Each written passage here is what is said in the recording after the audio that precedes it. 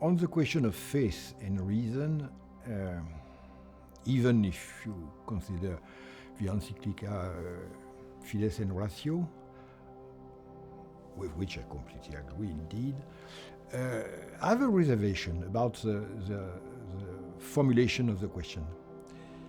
Because as an historian of philosophy, it is well known, I wonder why we take for granted that there is such a distinction between faith and reason. At least we can say that during the 10 first or 12 first centuries of our area, this distinction was not made.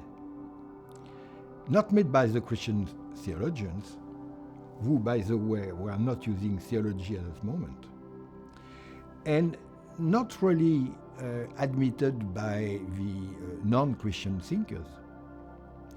They were chasing truth with all means. Religion, philosophy, rhetoric, and so on. The distinction between faith and reason was built up with the foundation of the universities, when there was suddenly two faculties, faculty of theology, the first, and the faculty of art for all the rest. From that moment on, during the medieval period, the distinction between theology, faith, on one side, and arts, that is sciences and so on, and so pure reason was built.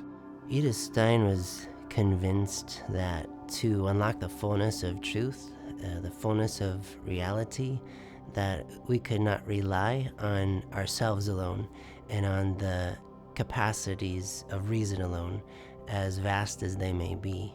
But at a certain point, we bump up against a threshold of decision, of judgment, when we rely on God to reveal something to us that we cannot access on our own, by ourselves, because we by ourselves are not God.